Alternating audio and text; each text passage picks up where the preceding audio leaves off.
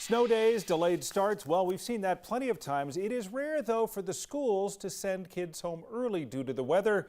But the state's largest school district did that exactly today. The snow was piling up this morning. The road conditions were deteriorating, and that's when Denver Public Schools changed their plans. 9 News reporter Noel Brennan is outside of Whittier Elementary School. And Noel, the district ended up with a staggered release of students today.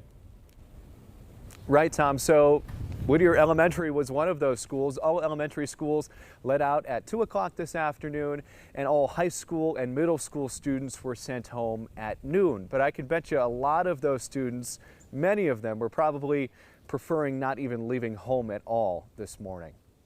Pretty laid back, actually. There wasn't a lot of people in school. Class was much easier than the commute.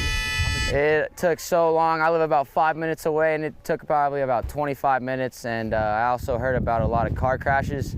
So it was just not a good thing in the morning. About 11 a.m., word spread through East High School in the most high school of ways. About 30 minutes ago, I was just in class, and I saw it on a Snapchat story that school had been canceled. Denver Public Schools let all students out early on a school day. Some argue should have been a snow day. I was pretty disappointed in DPS as a whole, and I wanted just to go home. Yeah. Criticism from parents and students started piling up about as fast as the snow. I've had to make a lot of apologies today, just letting folks know that we're doing the best we can with the information that we have, and at the end of the day, we just want to make sure that our kids are safe. Will Jones with DPS says the district makes the call about closings or delays at 4:30 each morning. District leaders listen to the local news, Denver Public Works, CDOT, and their own Department of Safety. We go through this drill all the time. We monitor the weather forecasts. We get the information from our community partners, and most of the time we get it right.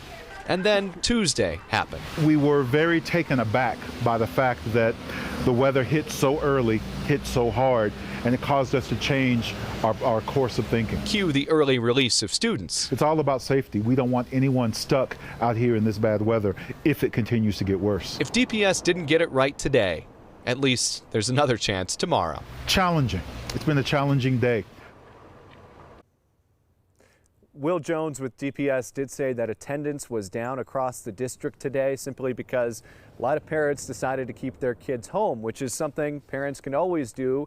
If you don't feel safe sending your kid to school, you can keep them home for an excused absence. Tom, of course, tomorrow, DPS has another big decision to make. Will Jones with the district said that leaders are regrouping today, and they are hopeful that they'll have an answer for parents and students before 9 o'clock tonight. So, of course, when we get that information, we'll pass it along. Yeah, there was a lot of Tuesday morning quarterbacking going on. A lot of people thought that the school districts, not just DPS, may have missed it because yesterday many had delayed opening, and today, at least in the south part of the metro area where I am, it was worse than it was the day before, and yet they went on in as normal. So it's a tough call they have to make, and they have to make it sometimes at a very difficult time. So it was tough to see it play out today, Noel.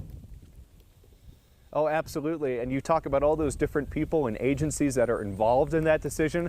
A lot of cooks in the kitchen there. So it is certainly not an easy decision to make. And DPS admitted they, try to get it right, but that doesn't always happen. Well, they weren't the only ones sending people home early. Thanks, Noel. There were early releases throughout the metro area from some of the largest school districts. For all of those early releases, as well as cancellations of things like after-school activities or even closures, it's all there, of course, at 9news.com or on the 9 News app. And you'll find a link with all of the closing alerts on both.